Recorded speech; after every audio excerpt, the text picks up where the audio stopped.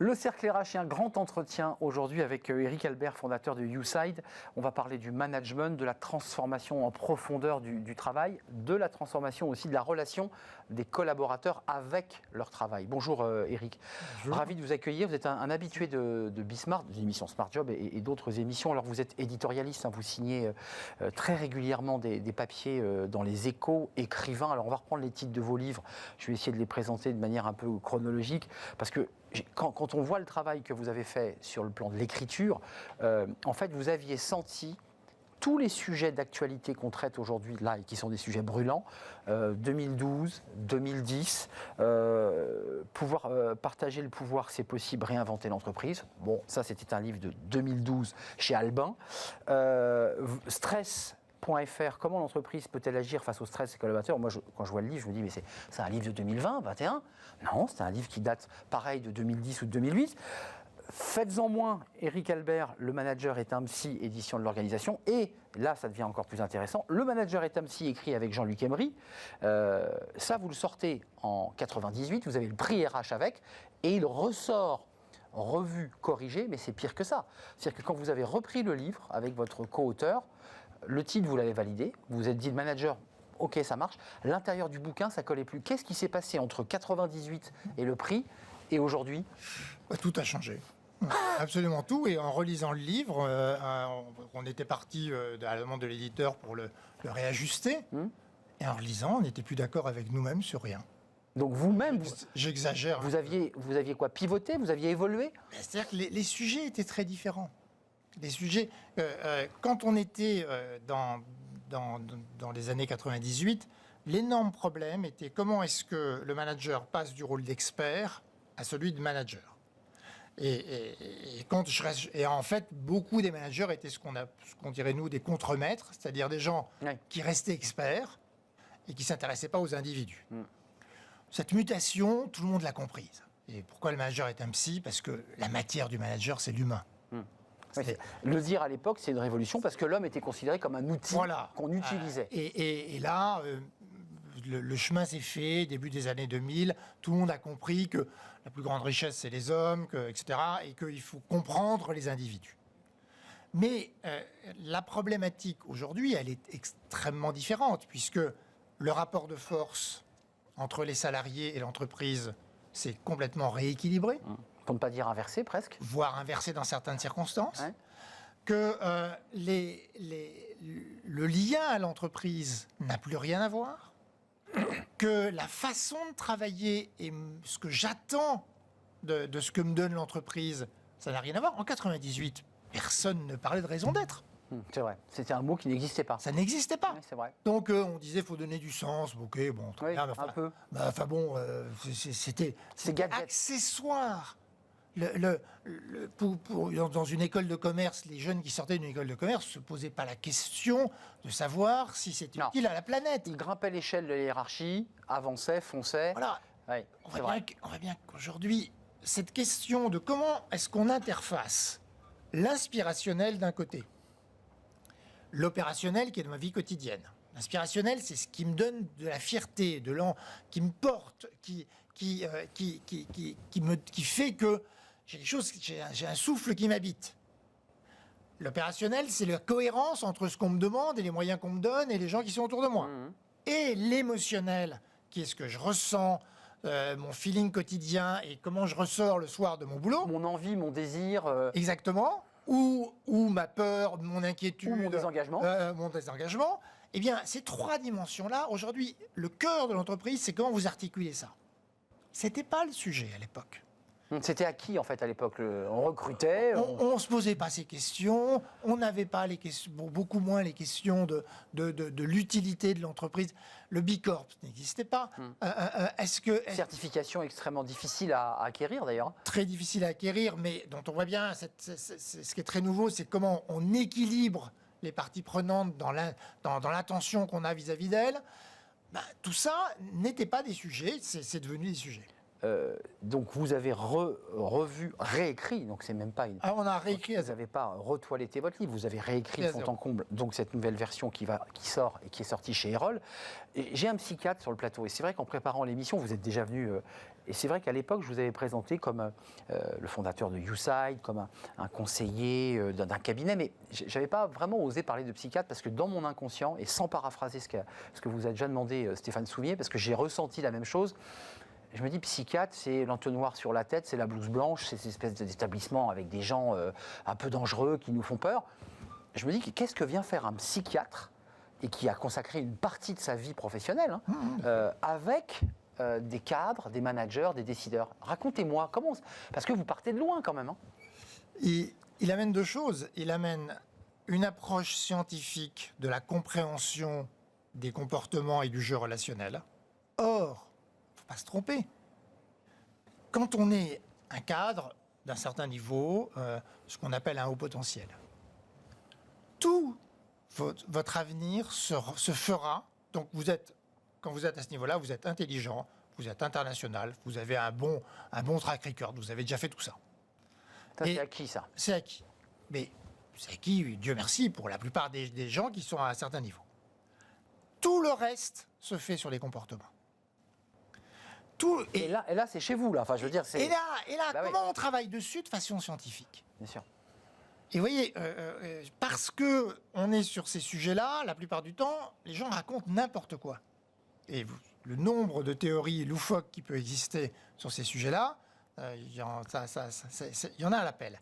Donc nous, ce qu'on amène, c'est une approche rationnelle, scientifique, validée, qui repose sur la psychologie scientifique. Justement, rentrons un peu dans la salle des machines, parce que, en plus de ce diplôme de médecin psychiatre, vous vous êtes intéressé à la psychopathologie, la psychobiologie des comportements. Ça veut dire qu'avec ce bagage, ce track record, le vôtre, vous êtes capable de quoi faire? De pouvoir apposer des modèles, de pouvoir, avec votre regard, avoir un discours qui ne soit pas des sciences sociales, mais un vrai discours scientifique, Oui. sur des attitudes. C'est ça le... Voilà, c'est comment est-ce qu'on comprend, d'abord, comment est-ce qu'on fait une lecture des comportements, comment est-ce qu'on aide les gens à comprendre que leur enjeu est autour de ça, mais surtout, comment est-ce qu'on développe de la méthodologie. Qu'est-ce que j'importe, moi?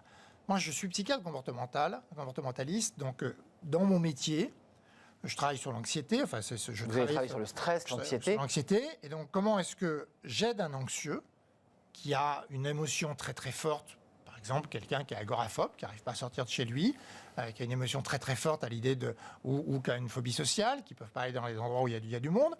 Comment est-ce que je l'aide à faire évoluer, à réguler son émotion et à faire évoluer son comportement pour pouvoir se confronter à ça sans que ça le déstabilise complètement? C'est ça le métier de psychiatre comportementaliste. Eh bien, Transposé à l'entreprise. transposé à l'entreprise, vous avez quelqu'un qui a tendance à être surréactif sur le plan émotionnel, qui s'énerve tout le temps, comment vous lui apprenez? J'ai parlé ce matin avec un dirigeant exactement sur ce sujet-là. Qui avait cette Ce matin, un dirigeant d'un très grand groupe, donc membre de COMEX d'un très grand groupe, qui explique que son sujet, c'est qu'il ne crée pas de sécurité psychologique autour de lui, parce que dès que quelque chose l'irrite, il s'énerve. Et donc il en a pris conscience, parce que Donc il en prend conscience. Voilà, il en a pris conscience par un 360. Donc il a eu des retours des gens sur lui-même. D'accord. Et ça lui est revenu, paf, en plein visage. Et la question, sa première réaction, c'est de dire ouais, c'est vrai, j'apprends rien. Je suis comme ça. Mais on me prend comme je suis, quoi. Finalement, ça marche. Et là, on le fait réfléchir. On lui dit mais ok, ça marche, mais c'est quoi la conséquence pour les gens? Alors, il dit bon les gens font plus gaffe à ce qu'ils me disent, d'accord, mais concrètement ça veut dire quoi, les gens font plus gaffe? Non mais je vois bien, ils me disent pas tout. On est d'accord. Là vous l'amenez à dire ça. Et alors? Donc où est le ça remonte problème? pas. Et là très vite il passe de je suis comme ça à c'est vrai que en étant comme ça je limite ma performance. Bien sûr. Et donc à partir de là, comment est-ce qu'on l'aide à identifier son émotion Et une fois qu'il a l'émotion, à ne pas avoir ce qu'on appelle dans notre jargon un comportement émotionnel, c'est-à-dire un comportement qui ne vise qu'à répondre à votre propre émotion. Donc à le canaliser. Donc le comportement émotionnel, c'est je suis irrité, je gueule. Et j'ai le sentiment que ça me soulage.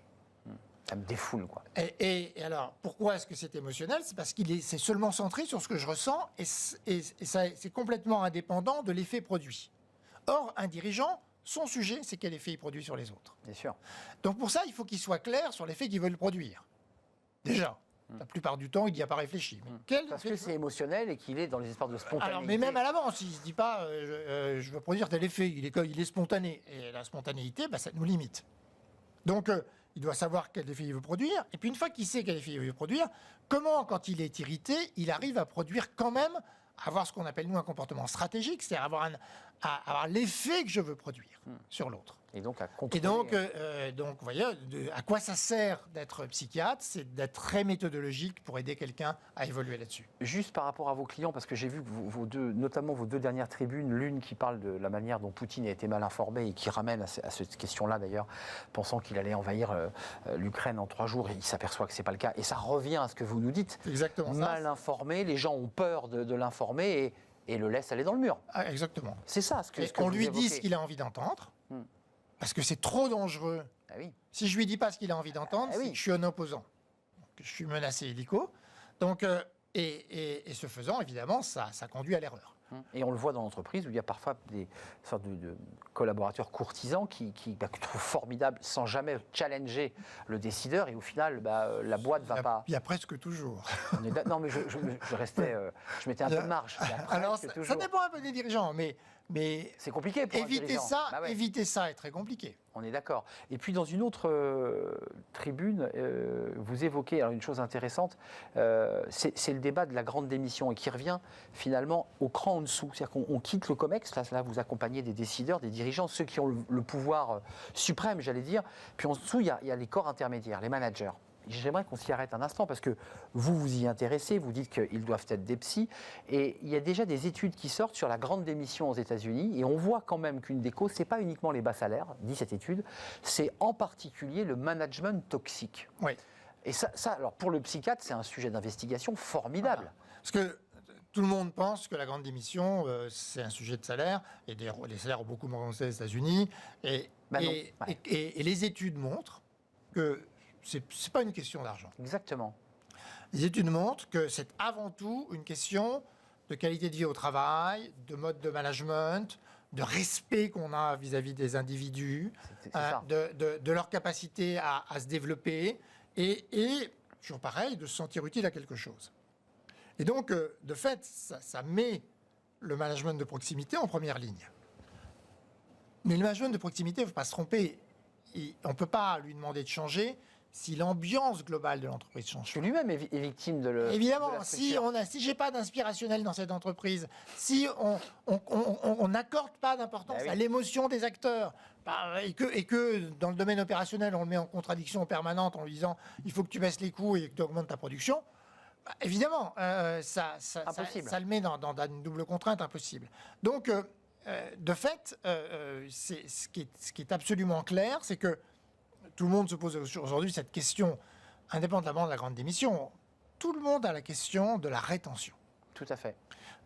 Comment je retiens les gens. Et la tendance naturelle, de nouveau, c'est de faire des plans de rétention, c'est-à-dire je vous mets de l'argent, mais que tu toucheras que dans 3 ans ou dans 4 ans. Pour t'empêcher de partir. Voilà, si tu restes. C'est une carotte en fait. Exactement.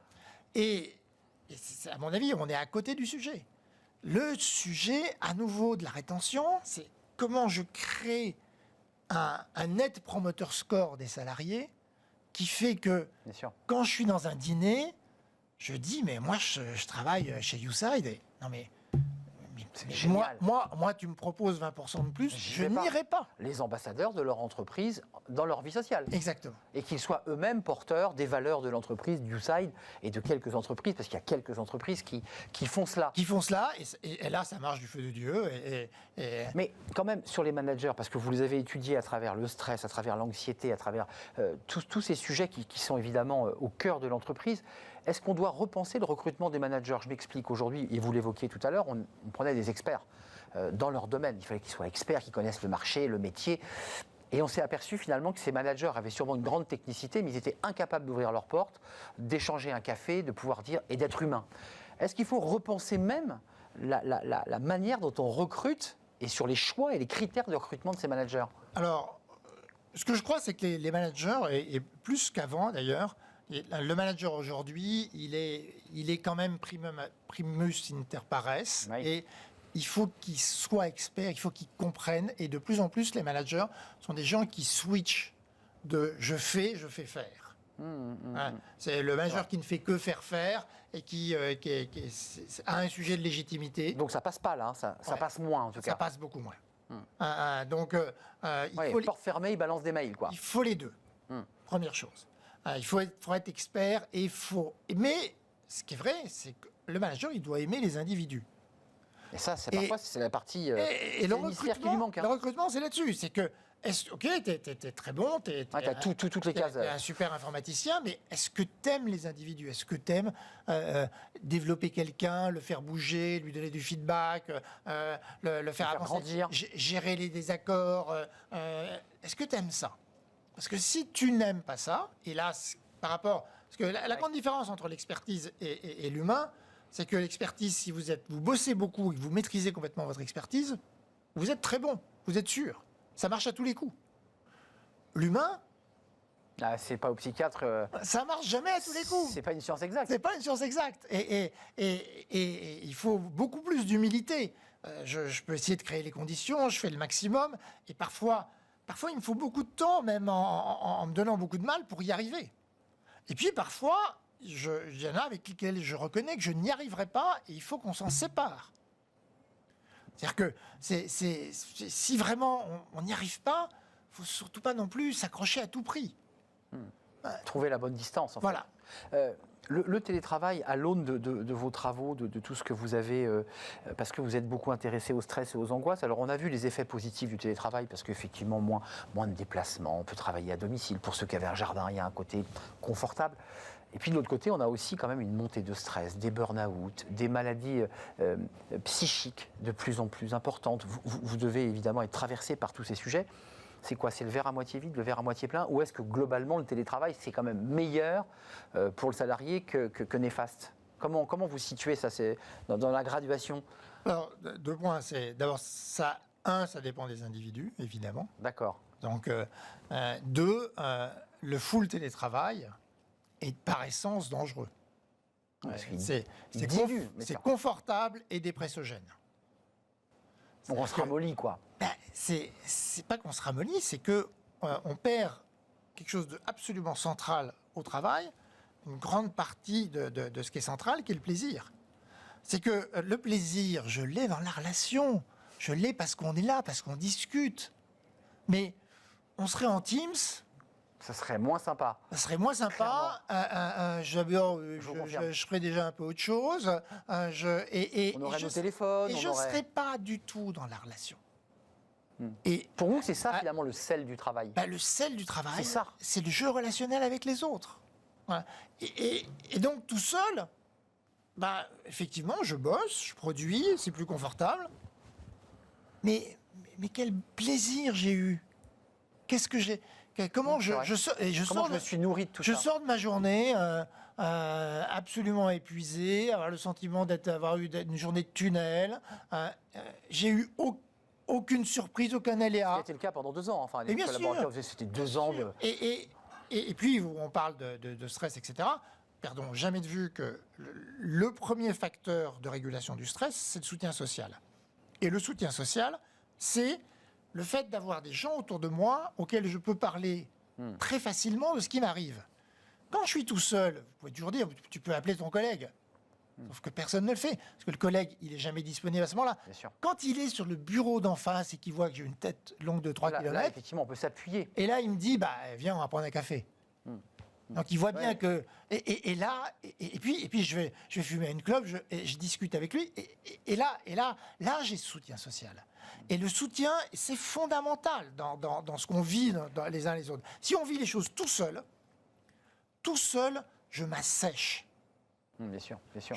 Je m'épanouis et ce qui me nourrit et ce qui m'arrose, entre guillemets, comme plante, c'est évidemment les autres. Au sens de l'idée de grandir et de se développer. Évidemment. Donc l'idée, c'est l'hybridation, puisqu'on va d'une manière assez claire vers l'hybridation qui on est qui est sûr un juste qu'on va, équilibre. toutes les boîtes y sont. Toute la question, évidemment, maintenant, c'est comment ça se manage. Une question quand même sur l'indépendance et le salariat, parce que je suis assez heurté par les invités qui viennent nous voir, qui nous disent, on n'arrive pas à recruter, ça vous êtes confronté chez YouSide, des décideurs qui vous disent, on est en galère, comment je fais Deux, une recrudescence, un développement, notamment dans les nouvelles générations, de l'indépendance. C'est-à-dire qu'ils ont envie de travailler, clairement, ils veulent bien travailler, mais à bonne distance, et pour certains, qu'il n'y ait pas de lien de subordination, et pour le psychiatre, qui nous ramène finalement à l'idée de l'autorité, sans aller en psychanalyse, mais l'idée de l'autorité. Est-ce que tout ça est imbriqué? Est-ce qu'on est dans une sorte de révolution du rapport qu'on entretient avec le mot travail? Oui, et alors ce qui est très intéressant, ceux qui disent ça, ils peuvent penser que c'est le rapport à l'autorité, parce qu'en réalité, même quand vous êtes indépendant, vous avez un rapport à Je l'autorité. suis d'accord, c'est un fantasme de croire qu'il n'y a pas d'autorité. Voilà, c'est plus eux-mêmes. Ouais, Pas c'est se vrai. tromper. Ils se méfient d'eux-mêmes dans le fait de s'engager. Ils ne veulent pas être piégés par eux-mêmes. C'est pas l'altérité, c'est eux-mêmes qui... C'est eux-mêmes, ils veulent garder à tout prix ce sentiment d'indépendance et donc ils se construisent un cadre qui leur permet ça. Mais Est-ce que ce secteur, cette manière de travailler vous semble être une manière révolutionnaire et qui a de l'avenir, ou est-ce que globalement, malgré tout, le salariat est à la fois protecteur sur le plan social, mais aussi protecteur pour les raisons que vous évoquiez tout à l'heure? les deux. On voit bien qu'aux États-Unis, vous avez une grande population qui travaille comme ça. Ouais. Et que. Pour 3 boulots en même temps. Hein. Voilà. Il y a aussi beaucoup, par exemple, dans tout ce qui est les boulots autour du digital, des entreprises dans lesquelles il n'y a pas de locaux. Les gens sont partout dans le monde et se réunissent toutes les 6 semaines. Alors, toutes les 6 semaines, vous faites un grand out avec tout le monde, grande fiesta, 2 jours. Vous faites venir les gens du monde entier. Là, tout le monde est là. On fait la fête, on discute, on fait des trucs, et le reste du temps, Et on s'atomise après. on s'atomise. Je pense que ça convient à certaines personnes. Hein. Mais là où il ne faut pas se tromper, c'est que ce qui était confortable dans le salariat, c'est que l'entreprise, d'une certaine façon, prenait en compte et prenait en charge votre développement. Et d'une certaine façon, dans le meilleur des cas, votre employabilité. Bon, dans le Là, meilleur des cas. C'est moi. C'est moi. Ah bah oui. Je me débrouille tout seul. Ça génère des angoisses, ça aussi, d'ailleurs. Vous qui vous intéressez aux angoisses. Bien sûr, c'est moi face à moi-même et je me débrouille tout seul. Et l'entreprise dont je suis indépendant, si je suis un très bon indépendant, elle peut me proposer une formation parce que c'est son intérêt, Oui, bien sûr. mais elle ne pense pas à ma carrière à 10 ans. Évidemment que non. Elle s'en fiche complètement. On dit encore que c'est une petite phrase qu'on utilisait juste avant qu'on entre dans le 21e siècle. Nous y sommes. Il sera spirituel ou ne le sera pas. Vous savez, c'était cette phrase qu'on utilisait. Et quand on vous écoute et quand on écoute des experts de votre niveau, on se dit, mais ça y est, on est en train de basculer. On parle de la qualité de vie au travail, on parle du bien-être, on parle de prendre soin de ses collaborateurs, qui étaient des mots très nouveaux. Qu'est-ce qui a fait qu'on a basculé? C'est parce qu'on est passé du 20e au 21e, parce qu'il y a eu le Covid. Qu'est-ce qui fait qu'aujourd'hui, on met l'homme dans sa dimension émotionnelle, presque spirituelle, au centre? Ce qui, il y a 10 ans, n'était pas le cas. Qu'est-ce qui s'est passé? Oui, et vous voyez, quand j'ai commencé, je vous ai dit, il y a l'inspirationnel qui se rapproche du spirituel. Parce que c'est... Bah ouais. C'est Presque mystique. C'est le sens... Quel sens je donne à ma vie? Et dans le sens que je donne à ma vie, il peut y avoir une dimension spirituelle. Et à quoi je suis utile au monde. Donc il y a cette... Alors je pense qu'on est rentré en réalité dans le 21e siècle après le Covid. C'est ça. C'est ça. On pense, beaucoup d'historiens disent qu'on est rentré dans... Comme la guerre 14-18 dans le nous a fait 20e siècle, rentrer, exactement. dans le 20e. Là, je pense qu'on rentre dans le 21e siècle après le Covid. Le vrai changement radical, il est là. Et il vient de 2 dimensions. C'est, d'une part, le fait que le Covid amène quelque chose qui est très très nouveau, c'est qu'on dit aux gens, aux salariés, non mais attends, le boulot, c'est pas grave, Pas grave. occupe-toi de toi. Mais oui, c'est Occupe-toi. incroyable ça. Jamais arrivé dans l'histoire de l'humanité. Oui, bien sûr. C'est la première Évidemment. fois ever. Donc, et tout le monde dit, bah ouais, c'est vrai, il faut que je m'occupe de moi, ils ont raison. Et ça, maintenant, c'est définitif. C'est installé. j'allais dire, c'est un mauvais pli ou c'est un bon pli? Non, c'est un très bon pli. C'est un très bon pli, on est d'accord. Très bon pli. D'accord. C'est très... Et puis, deuxième chose, on voit à quel point on est dépendant mondialement d'un battement d'ailes de papillon. Ça, on le vit tous dans nos vies. L'interconnexion. Avec l'inimaginable qui arrive du jour au lendemain. Parce que, rester coincé chez soi, c'est inimaginable. Avant que ça nous arrive, c'était hors de notre champ. On ne se rend pas encore compte qu'on a vécu un truc incroyable. Voilà, en fait. c'est totalement inimaginable. Et puis, dernière chose, à cette occasion, je prends conscience que la planète, là maintenant, il faut arrêter. C'est vraiment du sérieux et je ne peux plus faire autrement. Donc là, on bascule. Vous avez raison de lier les deux d'ailleurs. Hein. Le bien-être des êtres humains est intimement lié au bien-être de la planète. Exactement. Et ça se parle. Et donc, on a ce basculement, et là vous avez raison, c'est qu'on peut lier ça avec le 21e siècle sera spirituel ou sera pas. Cette spiritualité, elle est, en tout cas, il y a une forme de spiritualité dans la prise de conscience de quelque chose qui me dépasse, qui est du registre du collectif global et de la planète générale. Et donc, pour conclure, peut-être qu'il peut générer chez certains individus, et là je me retourne vers le médecin psychiatre spécialiste de la psychologie comportementale, qui chez certains individus peut être non pas vécu comme une libération, mais comme un stress gigantesque. Enfin, avoir trop de liberté génère chez certains beaucoup d'angoisse. Enfin, je ne sais pas, avant il y avait le contremaître, on était très cadré, on pointait, on savait à quelle heure on rentrait dans l'entreprise. Non, je pense que c'est pas là-dessus, c'est pas sur la liberté que le télétravail génère de l'angoisse. Parce que quand je fais du télétravail, je sais exactement ce que j'ai à faire, je suis super cadré, je fais... Voire même contrôlé, ouais. J'ai pas, voilà, voire même super contrôlé. J'ai pas du tout la liberté d'aller m'occuper de mon jardin. Sûrement pas. Donc, c'est pas... Dans le télétravail, on n'a pas ça. Le télétravail, et c'est pour ça que ça marche d'ailleurs. C'est parce que les gens savent exactement ce qu'ils ont à faire, ils le font bien, ils sont autonomes. Ils sont autonomes, ils sont consciencieux, mais ils font le job. Mais ils n'ont pas la liberté pour autant. Un dernier mot, c'est quoi, 40 ans d'observation de la vie professionnelle? Oui. Enfin, vous-même, ça a dû sacrément vous chambouler quand même, cette révolution. Enfin, est-ce que vous l'imaginiez un instant? Est-ce que vous disiez finalement, on est dans l'évolution logique de l'évolution d'une entreprise, c'est comme une plante, c'est comme un corps humain, ça évolue, le système change, mais là enfin, c'est une métamorphose. Vous-même, vous devez être surpris. Bien sûr, on est complètement surpris. On a ce temps d'adaptation pour comprendre. Parce qu'il il faut donner du sens et comprendre. Si on veut s'adapter à ce qu'on vit, il faut donner du sens et comprendre. Et on est tous pareils. On a tous un moment de sidération. On en est sorti selon vous ou on est encore dans cette espèce de phase Non, on est sorti de ça. Après, la tentation peut être de comprendre par des modèles complotistes et de fake news. C'est ça. Ça peut exister, et ça existe beaucoup plus qu'avant.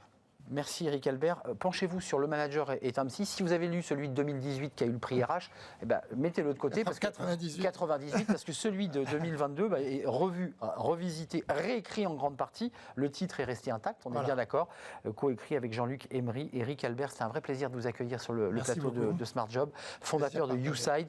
Et puis vous êtes psychiatre, parce que maintenant je l'assume, je le dis, psychiatre, spécialiste de la psychopathologie, la psychobiologie des comportements. Voilà, merci d'être venu nous rendre visite. On termine notre émission avec Fenêtre sur l'emploi. On va parler formation et notamment formation digitale. C'est tout de suite.